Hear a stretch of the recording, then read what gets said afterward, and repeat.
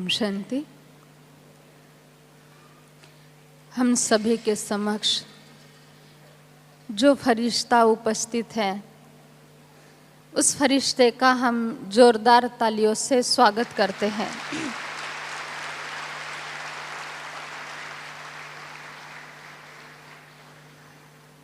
उस फरिश्ते का नाम है आदरणीय जयंती दीदी जी।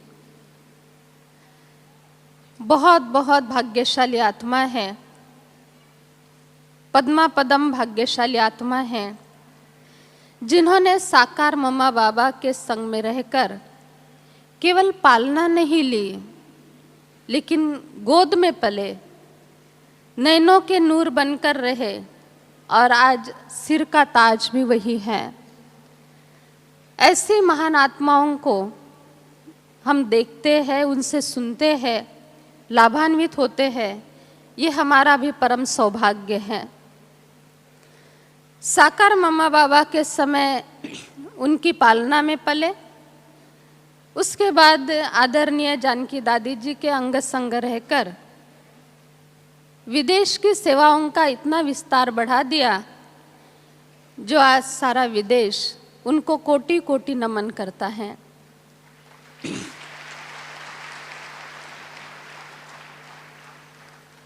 अगर कोई हमसे पूछे कि आप सूक्ष्म वतन की बातें करते हो, फरिश्ते की बातें करते हो, कैसे होते हैं वो फरिश्ते, तो हम ये बता देवे, जयंती दीदी से मिलिए, पता चल जाएगा कैसे होते फरिश्ते।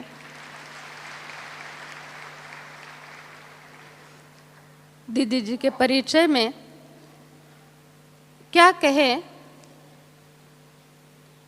बचपन से ही ज्ञान में चल रहे हैं। बाबा के अंग संग रहकर बाप समान आज बन चुके हैं। जानकी दादी जी के अंग संग रहकर सेवाओं का बहुत विस्तार बढ़ा दिया है। वर्तमान समय लंदन में सेवारत है और विदेश के सारे सेवाओं का कारोबार आप संभालते हैं। आज का बहुत सुंदर विषय लेकर दीदी जी हम सभी के समक्ष पधारे हैं। दिव्य गुणों की पुनर्स्मृति। दिव्य गुण होना स्वाभाविक बात है, लेकिन पुनर्स्मृति के आधार से फिर से वो दिव्य गुण जो देवता रूप में हम सभी के जीवन में थे, वो कैसे जागृत किए जाए, इस विषय पर आज प्रकाश डालेंगे आदरणीय जयंती दीदी जी। ओम शांति। ओम शांति।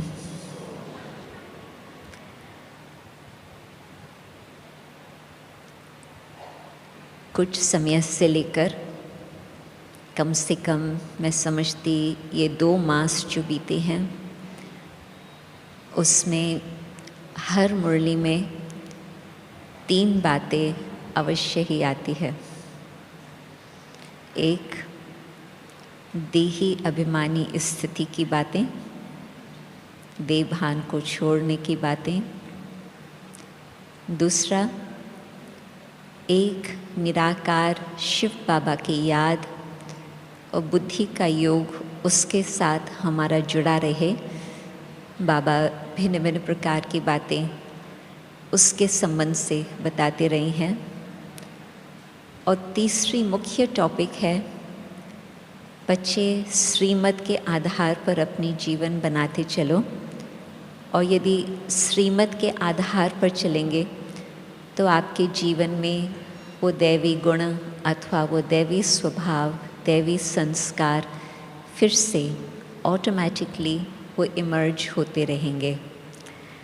तो आज की मुरली मैंने पहले नहीं पढ़ी थी, परंतु ये 2 मास की मुरलियों के आधार पर मैंने सोचा कि दैवी गुणों की धारणा अथवा फिर से वो स्मृति से उसकी पुनः फिर से हम उसका अनुभव करते जाएं अपने जीवन में, ये आवश्यक टॉपिक है। और फिर जब आज की मुरली सुनी तो मैंने सोचा कि बहुत सहज टॉपिक बाबा ने मुझे करके दिया है, मुझे ज़्यादा विचार करने की ज़रूरत नहीं है, क्योंकि बाबा ने ही बता दिया है कि एक तो पवित्रता और दूसरी शांति। ये दो बातें यदि जीवन में होंगी तो फिर तो उस अनुसार अपनी जीवन में वो रॉयल्टी, वो मीठापन, आदत सब कुछ आ जाएगा। तो न सिर्फ बाबा बड़ी मुश्किलातों में मदद करते, परंतु कदम कदम पर जो भी सीन सामने आती है, बच्चों को कोई प्रकार से भी ज़्यादा मेहनत न करनी पड़े, बाबा हमें हर प्रकार से रेडीमेड तैयार मटेरियल देते हैं। तो आज की मुरली आप सोचो तो आपको बिल्कुल पूरा ही नक्शा आ जाएगा कि किस तरह से हमें अपने जीवन में वो दैवी गुण फिर से ऐसे इमर्ज करनी है जो वास्तव में औरों को विश्वास बैठे कि हाँ, सत्य की स्थापना हो रही है। बाबा ने थोड़ा समय पहले, शायद 5-6 साल पहले, ये बहुत ही सुंदर मीठे महावाक्य उच्चारण किए थे अव्यक्त बाप दादा ने कि जब कोई पूछे कि भगवान कहाँ है तो आप क्या उत्तर देंगे?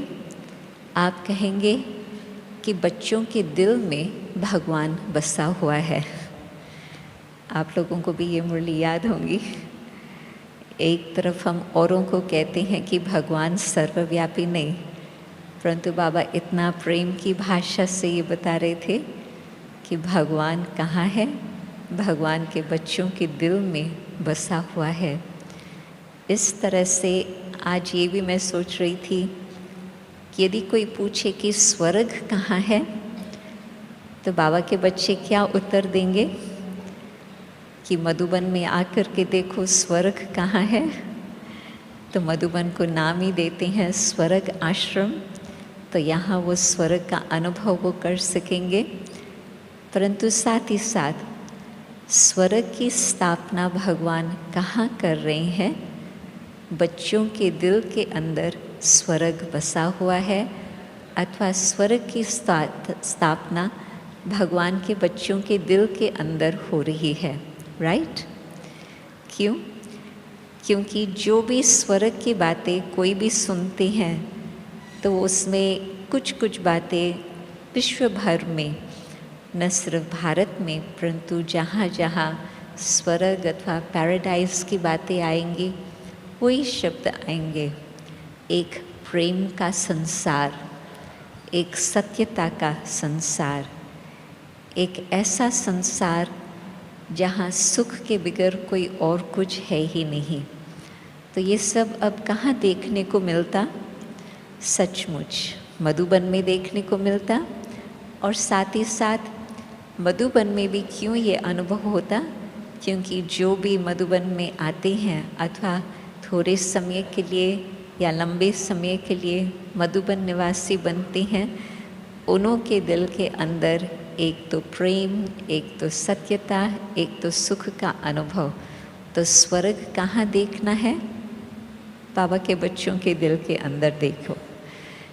तो जबकि हम ये याद करते हैं कि बाबा ने हमें बताया है कि न सिर्फ आप स्वर्गवासी बनने वाले हो, आप सोचो कि बाहर वाले व्यक्ति को आप ये गारंटी से कहो कि बिल्कुल गारंटी है कि मौत के बाद आप स्वर्ग में ही जाएंगे। आप उसके लिए कुछ सोचो ही नहीं, कुछ फिक्र ही नहीं करो, गारंटी है कि आप स्वर्ग में जाएंगे। वो कितना न खुश हो जाते। और बाबा ने न सिर्फ जो भी बाबा के बच्चे यहाँ बैठे हैं उन्हों को गारंटी दी है कि आप स्वर्ग में जाने वाले हो, परंतु उससे भी महान बात, आप स्वर्ग की स्थापना के कार्य में भगवान के साथ मददगार हो। जब किसी को निमंत्रण मिलता है बहुत श्रेष्ठ, बहुत ऊंचा कार्य करने के लिए, तो वो खुद उसमें अपनी महानता मानता। छोटा सा कार्य करने के लिए आपको कोई कहेंगे ये तो ठीक है, ये तो कर सकते, परंतु कोई आपको बहुत महान कार्य देवे तो आप पहले तो सोचेंगे कि क्या उन्हों का मेरे में इतना विश्वास है कि मैं वो कार्य कर सकती हूँ, कर सकता हूँ। और जब आपको पता चलेगा कि हाँ उन्हों का आप में विश्वास है, तो आपको बहुत अपना नशा चढ़ेगा कि देखो मुझे वो ऐसे योग्य समझती हैं, ऐसे लायक समझती हैं जो मुझे ये चांस दे रही हैं। तो भगवान ने बहुत खुली दिल से निमंत्रण दिया है कि आप बच्चे आकर के मेरे मददगार बनो, फिर से स्वर्ग की स्थापना के लिए। जैसे भगवान कंट्रैक्टर है स्वर्ग की स्थापना के कार्य में, बच्चे भी उन्हों के साथ इतना महान कार्य में इतने मददगार है। कितना नशा होता है कि इतना महान कार्य भगवान ने हमें योग्य समझकर, योग्य बना करके दिया है। परंतु फिर बाबा यही कहते हैं कि पेड़ पौधे लगाने से कोई स्वर्ग की स्थापना नहीं होगी, परंतु आप बच्चों के अंदर ये कलम लगता जाए। ये जो नए झाड़ का सैपलिंग है वो कैसे लगेगा? हम सबके अंदर पहले लगेगा, वो खुशबुएं फैलती जाएंगी, तो फिर औरों को भी वो खुशबुएं पहुँचेंगी और अपने आप ही आते रहेंगे देखने के लिए कि ये कितना सुंदर बगीचा है, क्या स्थापना का कार्य चल रहा है। तो यही हम पहले अपने आप से प्रश्न पूछे, क्या मेरे अंदर मैं अपने में इतना विश्वास रखती हूँ जो मैं देखूं कि हाँ वो स्वर्ग के संस्कार अथवा वो दैवी संस्कार मेरे अंदर है। तो जब अपने अंदर झांक के देखती हैं और मैं और बाप, उस समय तीसरे की कोई बात ही नहीं आती है। जब अपना चार्ट देखना होता है, बाबा को सामने रखते हैं और खुद को देखते हैं, बस। दूसरे का हिसाब किताब हम उस समय नहीं सोच सकते, दूसरे की बातों के लिए हम कोई बहाना नहीं बना सकते। मानो कि हम बाबा को कहें, बाबा वैसे तो मैं बहुत शांत स्वरूप हूँ, परंतु जब फलाना व्यक्ति मेरे सामने आता तो उस घड़ी थोड़ी शांति थोड़ी सी छूट जाती। बाबा क्या कहेंगा? बाबा कहेंगा क्या कि हाँ उसका दोष है, तुम्हारा दोष नहीं है।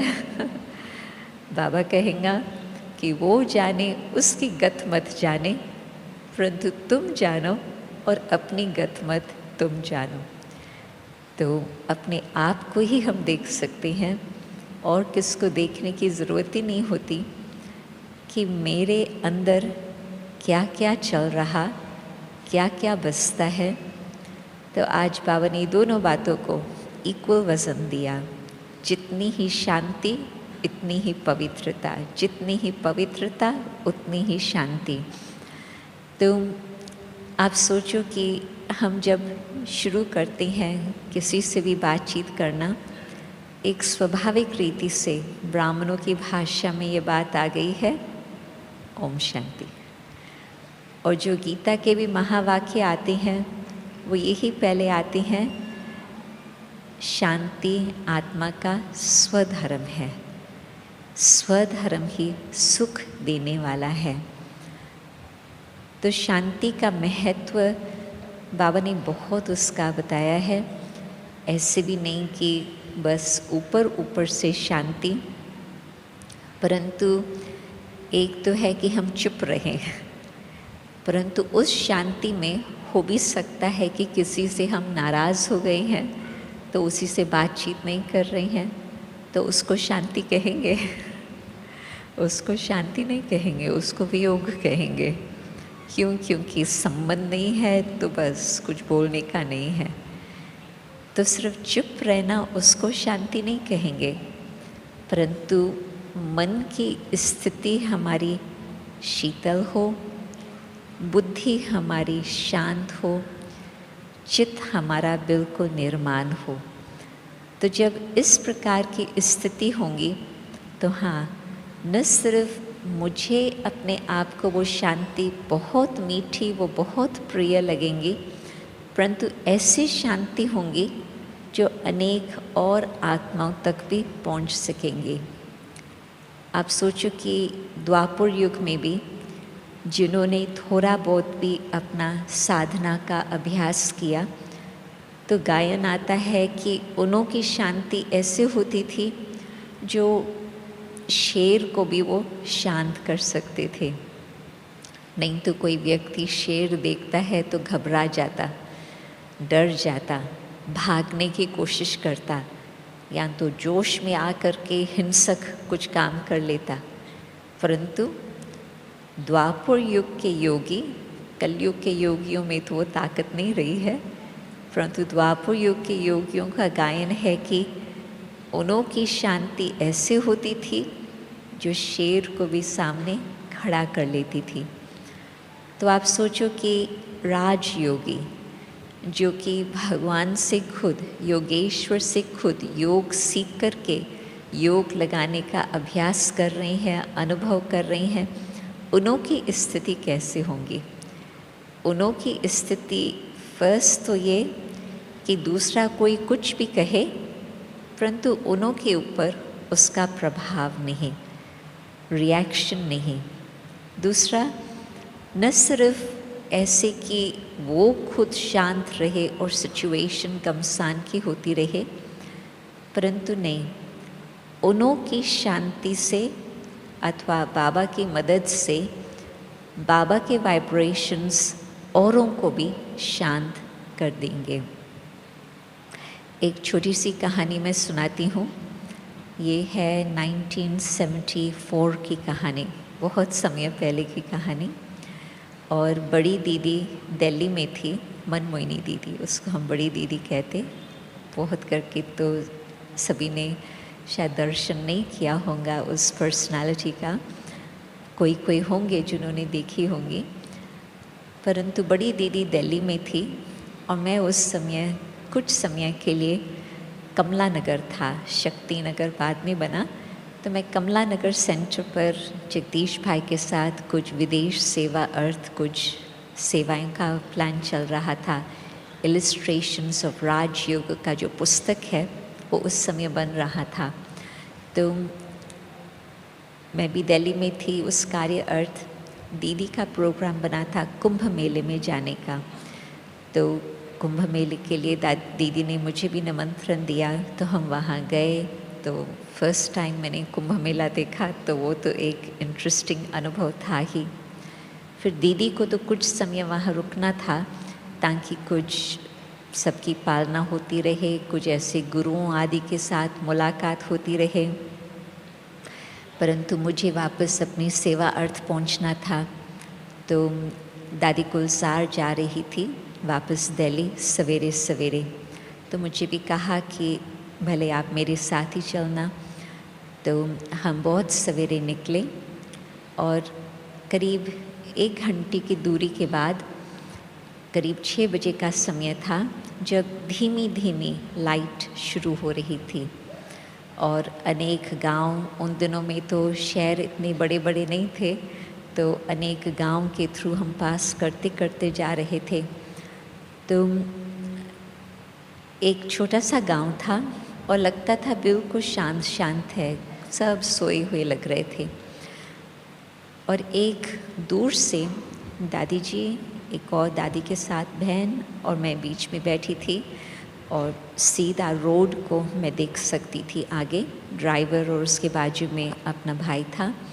तो मैं सीधा रोड पर देख रही हूँ क्योंकि हम लोग कोई सोए हुए नहीं थे, वो बहुत सुंदर मौसम था, तो हम योग में ही थे। तो बिल्कुल जैसे कि रोड खाली है और एक बुजुर्ग भाई रोड क्रॉस करने का सोच रहे हैं, आगे आता फिर रुक जाता फिर वापस लौटता। वो उसको पूरा समझ नहीं आता है कि मैं क्रॉस करूं या ना करूं। गाड़ी को देख रहा है, दूर से आ रही है, और फिर किस समय उसने क्या डिसाइड किया, परंतु इम्पैक्ट हुआ और गाड़ी ने उसको हिट किया, फिर स्किड करके यहाँ एक रिक्शा थी 3 व्हीलर, उसको हिट किया, ऐसे फिर रिकोशे करके यहाँ एक पेड़ था, वहाँ पेड़ को हिट करके रुक गई। और कितना समय होगा, कुछ सेकंड्स की बात होती है कोई एक्सीडेंट होने में। और उस बीच में जो विलेज, जो गांव पहला इतना शांत शांत था, जो लगता था सब सोए हुए हैं, उन कुछ सेकंड्स के अंदर शायद आवाज़ के कारण, शायद वाइब्रेशन के कारण सारा ही गांव वाले लोग आ गए और खड़े हो गए। और हम लोगों का तो पहले ख्याल था दादी जी के लिए, तो दादी जी को थोड़ी सी यहाँ चोट लग गई थी, जहाँ सिर आगे की सीट से लग गया, बाकी और किसको कुछ नहीं हुआ। तो हम सब निकले तो पहले दादी का देखा, तो दादी को कहाँ बिठा लिया, फिर बहन उसको देख रही थी दादी को, और बहुत ज़्यादा नहीं लगा था, थोड़ा सा ही। परंतु फिर मैं ड्राइवर को ढूंढने लगी और ड्राइवर कहाँ नज़र ही ना आए। फिर मैंने देखा कि जो सारा गांव के लोग आ गए थे, बहुत शोर, बहुत आवाज़, और सब उस तरफ गांव के लोग ही नज़र आ रहे थे और बहुत गमसान। तो मुझे कुछ इतना समझ में नहीं आ रहा था कि वो क्यों गमसान कर रहे हैं, क्या हो रहा। परंतु जब मैंने देखा कि ड्राइवर कहाँ नज़र ही नहीं आता, तो फिर मुझे ये ख्याल आया कि शायद ड्राइवर उस गमसान के बीच में है। और तब तक अपने भाई ने बता दिया कि हाँ, पुलिस को भी बुलाया है, एम्बुलेंस को भी बुलाया है, वो सब कुछ कर लिया है। तो फिर जब मुझे ये ख्याल आया कि वो ड्राइवर वहाँ होगा उस बीच में, तो पता नहीं कैसे मुझे ये ख्याल आया कि उसको बचाना चाहिए, क्योंकि ऐसे हिंसक वातावरण बन गया था, उन लोगों का आवाज़ इतना गरम गरम था। तो मेरी उम्र तो होंगी उस समय 20 समथिंग, शायद 23-24 की होंगी, और वाइट साड़ी, छोटी बहन। तो जैसे ही मैं नज़दीक आई, और सभी पुरुष थे, कोई भी बहन वहाँ नहीं थी, तो वो सब हटते गए अपने आप ही, और मैं वहाँ तक पहुँची। और सचमुच वो तो उसको मारने के लिए तैयार थे, ड्राइवर को, और ऐसे ऐसी बातें कहते थे, आप अमीर लोग आते हैं, हमारे गांव के लोगों का आपको परवाह नहीं, इस प्रकार की बातें। तो मैं वहाँ जाकर के खड़ी रही और बाएं ऐसे करके उसके सामने, ड्राइवर के सामने, वो कहा, ठहरो ठहरो, पुलिस आ रही है, पुलिस आ रही है। बस बाबा को खूब याद कर रही थी। तो बाबा की उस घड़ी शक्ति ऐसी थी, जो सारा ही वो गमसान शांत हो गया, और बस वो 1-2 मिनट का ही खेल था, और वास्तव में पुलिस पहुंची गई तब तक, और ड्राइवर को लेके गए। यदि वो 2-3 मिनट की मार्जिन न होती थी, तो बुरी तरह उसको वो मार पीट कर लेते थे, ऐसे हिंसक वातावरण था। तो मैंने देखा कि शांति की शक्ति से, बाबा को उस घड़ी याद करने से, बाबा के शांति के सागर ने सबको वो जो 2-3 मिनट शांत कर लिया, उस व्यक्ति की अच्छी तरह से बचाव हो गई। और फिर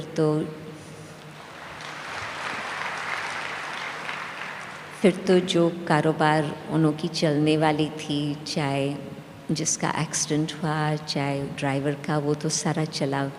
उसका दोष नहीं था वास्तव में, क्योंकि वो भाई ही, उसको पता नहीं चल रहा था मैं जाऊं या न जाऊं। तो कहने का मतलब कि ये तो एक छोटी सी सीन, परंतु कोई भी सीन हमारे सामने आए, यदि हम अपने मन को शांत रखते हैं और बाबा शांति के सागर की याद और साथ है, तो फिर न केवल हम शांत रहते हैं, परंतु रियलिटी में वो शांति की शक्ति अन्य आत्माओं को भी शांत कर देती।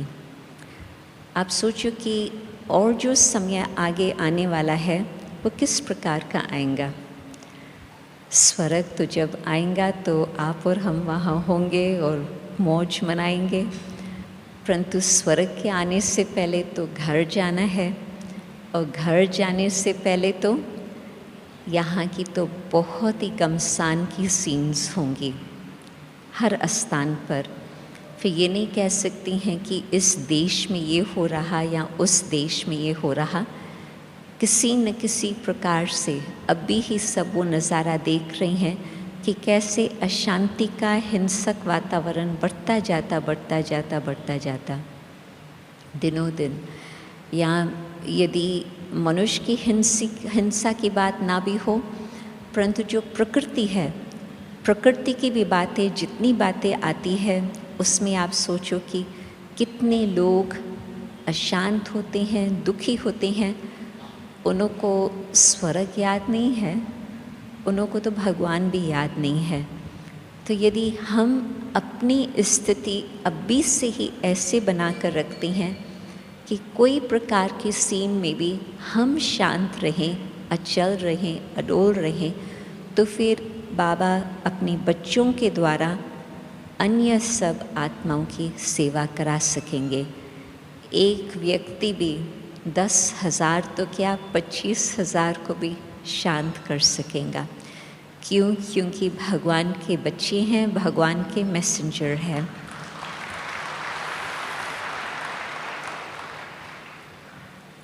आप सोचो कि इसी हॉल के अंदर जब बाप दादा की पधरामनी होती, 25,000 बैठे होते हैं और बाप दादा हर आत्मा को वो शांति का अनुभव करा लेते।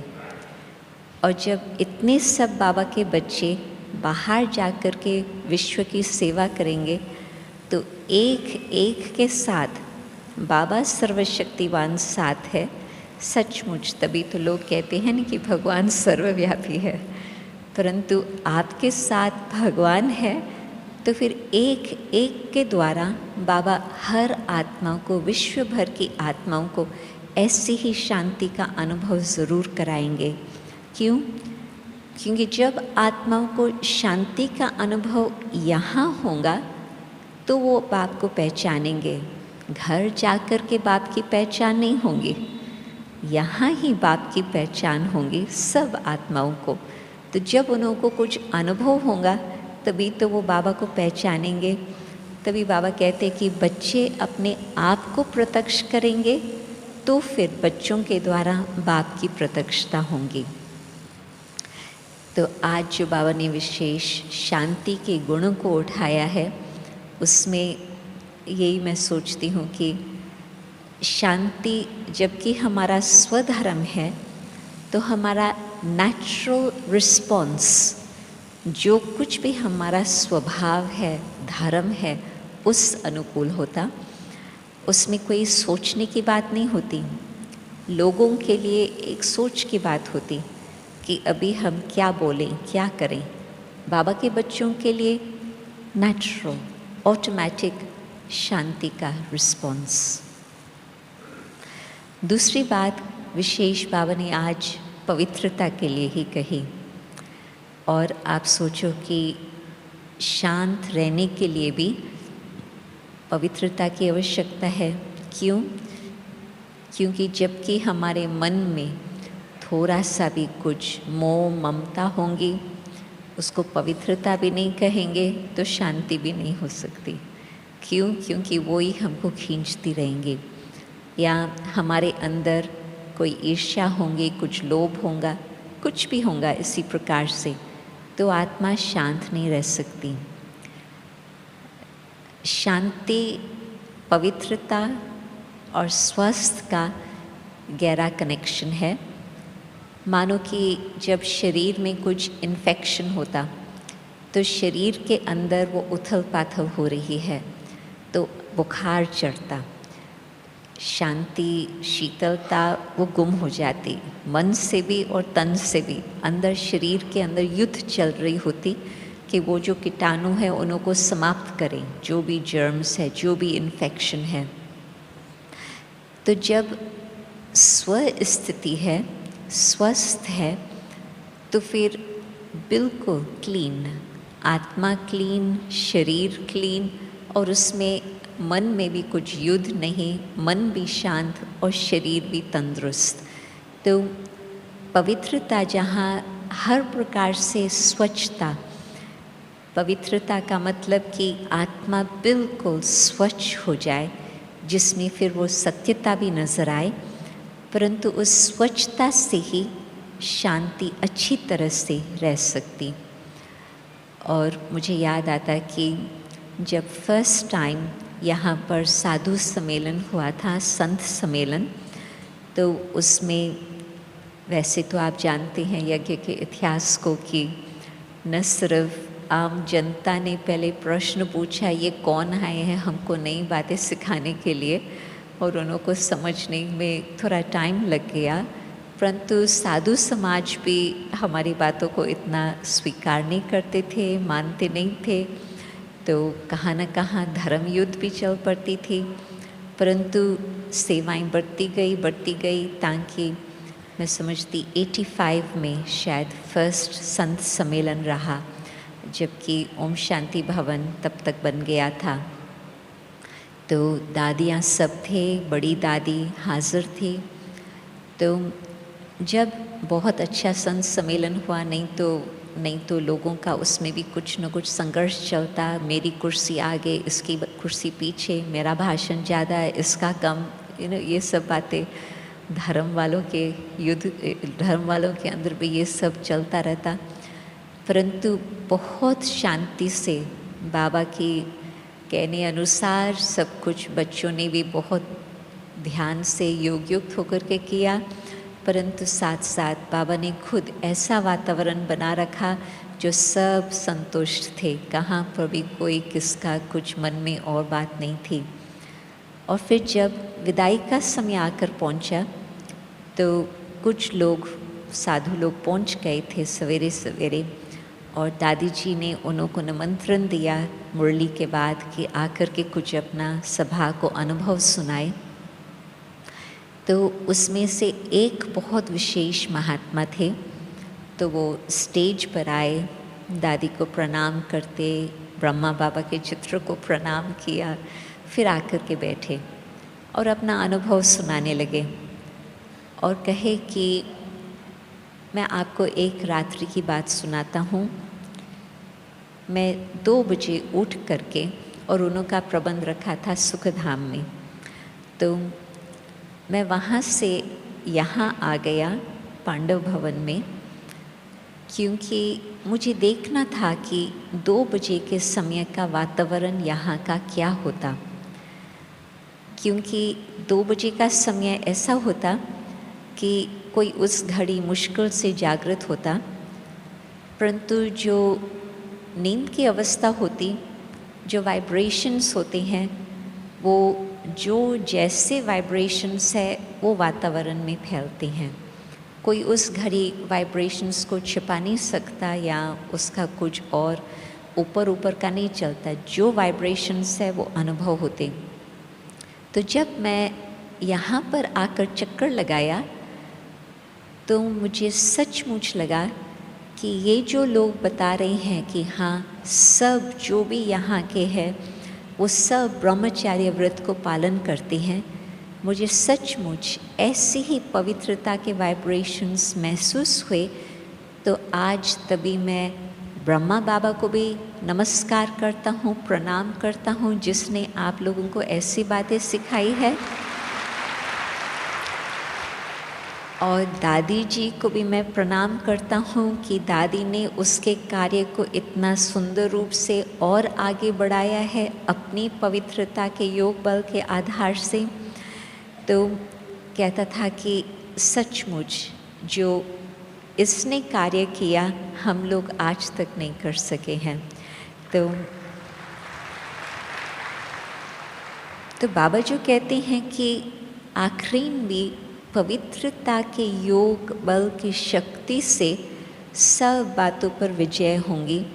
ये एक छोटी सी सीन हमने देखी, वो नक्शा देखा, परंतु जितना जितना हम सबकी पवित्रता की शक्ति बढ़ती जाएंगी तो वो पवित्रता का जो वातावरण है सब तक पहुंचता जाएगा, और सचमुच बाबा का कार्य उस आधार पर ही अपने संपन्न स्थिति पर पहुंचेगा। तो सब संगठित रूप में एक दो को हम सहयोग देते हैं प्योरिटी के वाइब्रेशंस के आधार से, या ये कहें कि मधुबन में जो पहले से ही इतने वर्षों की तपस्या है, इतने बाबा के बच्चों की तपस्या है, उसका जो वातावरण बना हुआ है यहाँ सहज सहज हमें और आगे बढ़ने को मिलता।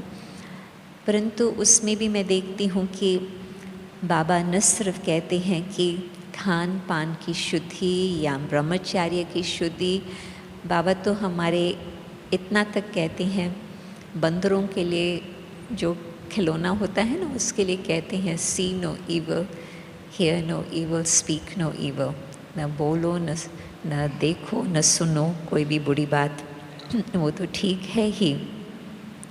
परंतु उससे और आगे बाबा कहते हैं थिंक नो इवल, कोई संकल्प भी अपवित्र न आए। और वो तब होगा जबकि आप सोचो संकल्पों का कनेक्शन है हमारे संस्कारों के साथ। जैसे हमारे संस्कार होंगे वैसे हमारे संकल्प होंगे, तो और उस अनुसार वाइब्रेशंस होंगे।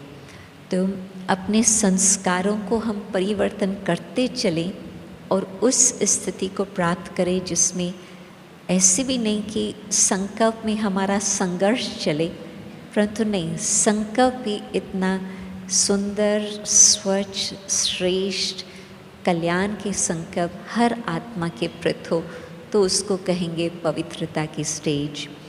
या ये भी हम कह सकते हैं कि एक स्थिति वो होती जिसमें हम किसका कुछ अवगुण देखते हैं तो हमारे मन के ऊपर या चित्त के ऊपर उसका इतना प्रभाव पड़ जाता जो हमारी दृष्टि वृत्ति उनों के प्रति कुछ बदल जाती, इतना उसका इफ़ेक्ट आता।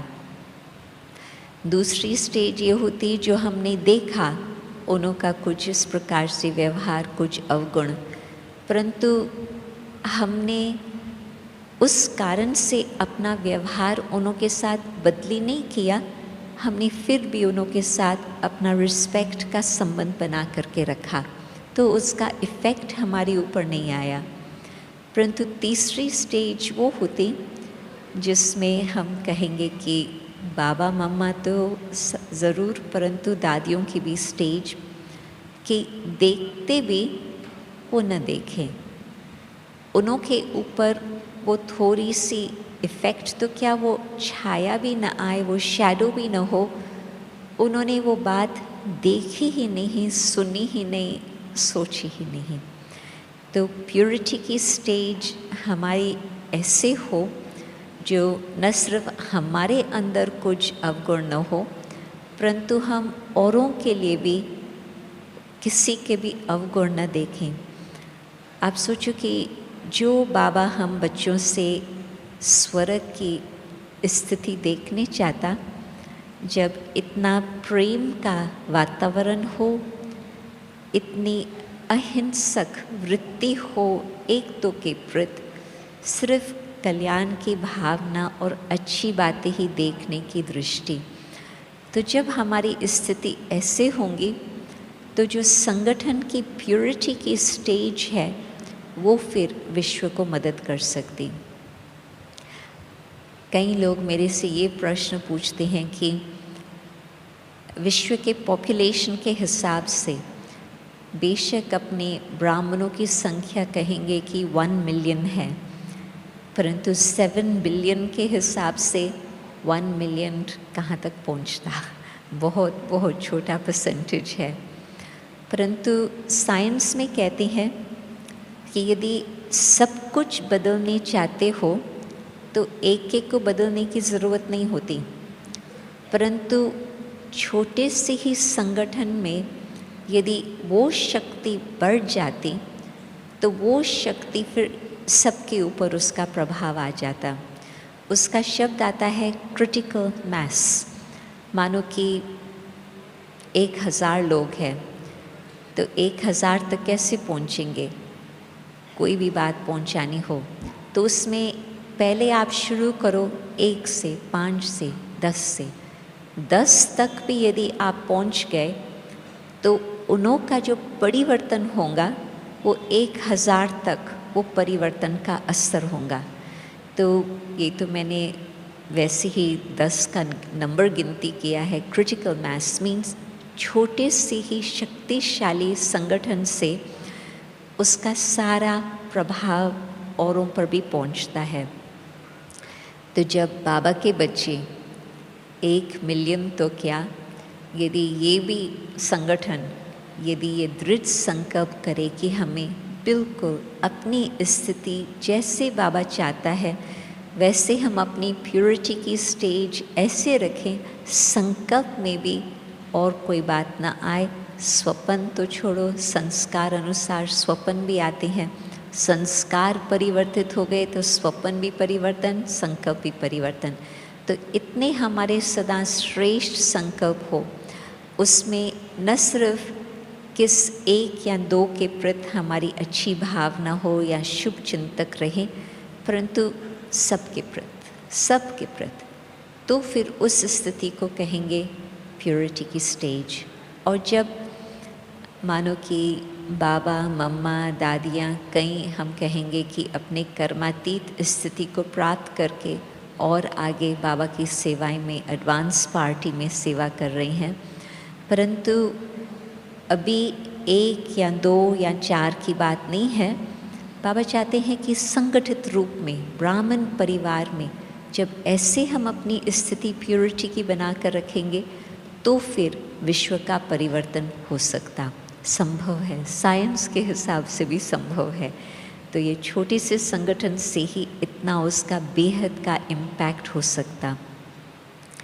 उसमें भी यदि हम ये सोचे कि प्योरिटी की स्टेज मेरी ऐसे हो जिसमें मेरा कोई के प्रति रिएक्शन न हो। क्या होता कि जब रिएक्शन होने लगता तो अपने पुराने संस्कार और पक्के हो जाते हैं। जब हम अपने इमोशन से, अपनी भावनाओं से सिर्फ काम करते हैं न कि बुद्धि से, तो फिर रिएक्शन आने लगते हैं। किसने कुछ बोला, तुरंत कुछ कहने का विचार आ गया और फिर हिसाब किताब भी बढ़ा, वातावरण में भी उसका इम्पैक्ट आता गया, मेरा भी वो पुराना संस्कार पक्का हो गया। तो फिर हम कहाँ तक पहुँचेंगे? परंतु अपने दैवी संस्कार को इमर्ज करने के लिए स्मृति, बस बाबा कहते हैं कि अपनी स्मृति को ऐसे कायम रखो, बटन ऑन करके रखो, ताकि ये जो रोशनी है ये रोशनी कभी कम न हो। तो इस रोशनी के आधार से यदि कोई भी बात होती, किसने कुछ कहा, किसने कुछ किया, परंतु स्मृति, मैं कौन हूँ, मुझे क्या करना है, मुझे तो अपनी स्थिति को ऐसे बना कर रखना है जो औरों को भी मदद मिले, न कि वो हमारा हिसाब किताब बढ़ता जाए। तो यदि हम बाबा की सिंपल बातें याद करते हैं, हम कौन हैं, हमें क्या करना है, तो फिर वो जो अपना शांति की स्थिति, वो पवित्रता की स्थिति जो अपनी ओरिजिनली स्थिति है, उसको हम इमर्ज करके जीवन में जितना हम यूज़ करते चलेंगे उतना वो संस्कार हमारे पक्के होते जाएंगे।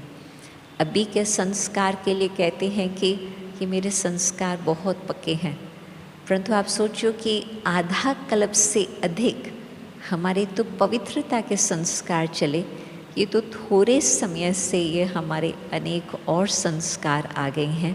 तो अपनी स्मृति, मैं कौन हूँ, न सिर्फ मैं बाबा का बच्चा हूँ, परंतु बाबा ने मुझे अपना आदि सनातन देवता धर्म की स्थापना के लिए मुझे चुना है। तो मुझे अपनी स्थिति कैसे बनानी है, अपना कर्तव्य किस तरह से रखना है, यदि वो हम बात याद करेंगे तो सहज हो जाएगा। पवित्रता में आज एक और संकल्प आया कि पास्ट की बातों को सोचना भी वो पवित्रता की स्टेज नहीं है। अच्छी यादाश्त हो वो अलग बात है, मधुबन की, बाबा की, दादियों की, परंतु बहुत करके जो अनेक और प्रकार के पास्ट के ख्यालातों में हम चले जाते हैं, या तो भविष्य के लिए हमें फ़िक्र होता, ये कोई दैवी स्वभाव नहीं है। कई बार बाबा मुरली में कहते हैं कि जो देवताएं हैं उनको कलयुग की भी जानकारी नहीं होती, पास्ट का कभी नहीं सोच सकते, उनको इन्फॉर्मेशन वो है ही नहीं, फ्यूचर की भी उनको जानकारी नहीं है कि हाँ त्रेता आएगा, हम 2 कला कम होंगे। यदि वो भी उनको जानकारी होती तो आज का सुख उनका चला जाता। तो देवताएं होती हैं फोकस्ड इन द प्रेजेंट। तो यदि हम ये दैवी गुण भी अपने में थोड़ा ध्यान रखें, पास्ट में न लौटें, आज भी नहीं, अब बाबा मेरे से क्या चाहता, मेरी स्थिति आज किस प्रकार से हो, और भविष्य वो तो मालूम है कि आज जो हम श्रेष्ठ कर्म करेंगे, स्थिति बनाएंगे, अपने आप ही वो हमारा बनता जाएगा। तो सिर्फ आज यदि हम याद करें कि मैं कौन और बाबा कौन और बाबा मेरे से क्या चाहता, तो फिर वो भी हमारा माइंड बहुत फोकस्ड होगा। हम न पास्ट के तनाव में आएंगे न फ्यूचर के डर में रहेंगे। और एक लास्ट बात मैं कहनी चाहेंगी, देवता शब्द का कनेक्शन है देने वाला, न कि लेने वाला। आप सोचो कि यदि हमको अपना देवता स्वरूप इमर्ज करना है, तो देवता स्वरूप में कहाँ तक मैं दे रहा हूँ और कहाँ तक मैं एक्सपेक्टेशन रख रहा हूँ लेने के लिए। कोई भी प्रकार के संबंध में जहाँ एक्सपेक्टेशंस आ जाती है वहाँ हम दुखी हो जाते हैं। क्यों? क्योंकि मनुष्य कभी हमारे एक्सपेक्टेशंस को फुलफ़िल नहीं कर सकते। और भगवान के लिए भी कभी कभी भक्ति में तो क्या, ज्ञान मार्ग में भी हम ये कहते, बाबा आपने ये क्यों नहीं किया। किसके मन में तो संकल्प ये नहीं आ रहा कि दादी क्यों नहीं बॉम्बे से यहाँ आ गई, या पता नहीं आज कैसे अनुभव रहेगा। नहीं, वो भी एक्सपेक्टेशन नहीं, गारंटी कि जितना हम अपना ख्याल करते, बाप हमारे से अधिक हमारा ख्याल करते। तो मुझे पूरा ही विश्वास है कि बाबा जो हम चाहते हैं उससे अधिक बाबा हमें बिल्कुल संपन्न करके हमें मधुबन से भेजेंगे। तो भगवान से भी यदि हम एक्सपेक्टेशन रखते हैं तो फिर हम डिसअपॉइंट होते हैं। तो मनुष्यों से भी एक्सपेक्टेशन रखते हैं तो कहाँ न कहाँ हम अपने आप को दुखी बना लेते। परंतु भगवान के बच्चे भगवान से लेकर अनेक आत्माओं को देने वाले, हमारे में वो कैपेसिटी नहीं है कि हम दे सकें, परंतु बाबा का संबंध है, बाबा का कनेक्शन है, तो फिर तो सहज सहज हम देते ही रहेंगे। फिर उसमें बार्गनिंग की कोई बात नहीं होती कि इस प्रकार से हम बार्गन करें कि आप ये करो तो मैं ये करूँगी। नहीं, ये भी एक व्यवहार हो जाता। नहीं, दूसरा कुछ भी करे, मुझे क्या करना है, मुझे बाबा से लेकर के अनेक आत्माओं को देना है। तो ये कुछ कुछ बातें दैवी संस्कारों की हम याद करेंगे। और इन 4 बातें ही बताई, शांति की, पवित्रता की, प्रेजेंट में रहने की, और एक्सपेक्टेशन न हो, हम देते जाएं, लेने वाला न बने, लेता नहीं देवता देने वाला बने। तो बस 4 बातें याद करना कोई लंबी चौड़ी बात नहीं होती, सिंपल बात है। या और भी 2 बातें छोड़ दो, आज की मुरली का ही सार आप याद करो, शांति और पवित्रता। तो सहज सहज वो देवता स्वरूप अब भी ही नज़र आने लगेगा। तो लोग बिल्कुल निश्चय करने लगेंगे कि हाँ, सचमुच भगवान आया है, स्वर्ग की स्थापना अब हो रही है। ओम शांति।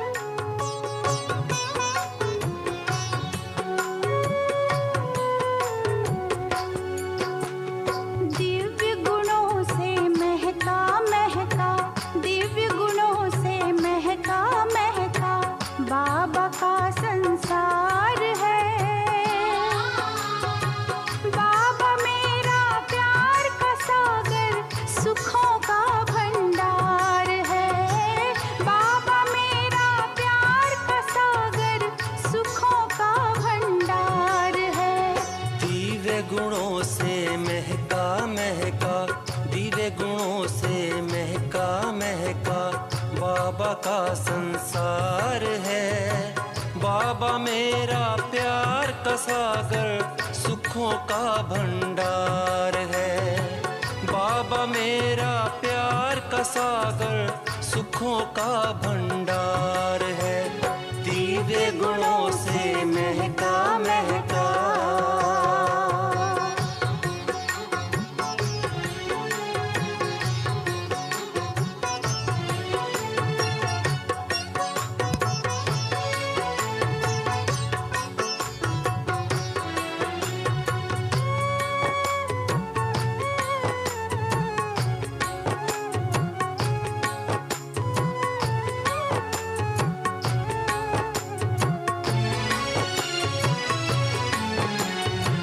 तुम हो राजा इस तन के, बात कही है निराली। स्वर्णिम युग अब आ रहा, कहे सुबह की लाली। तुम हो राजा इस तन के, बात कही है निराली। स्वर्णिम युग अब आ रहा, कहे सुबह की लाली। प्रसन्नता के फूल खिलेंगे, प्रसन्नता के फूल खिलेंगे। कहे रूहानी माली, ये कहे रूहानी माली। कदम कदम पर पाई हमने, कदम कदम पर पाई हमने मस्ती भरी बहार है। बाबा मेरा प्यार का सागर, सुखों का भंडार है। बाबा मेरा प्यार का सागर, सुखों का भंडार है। दिव्य गुणों से महका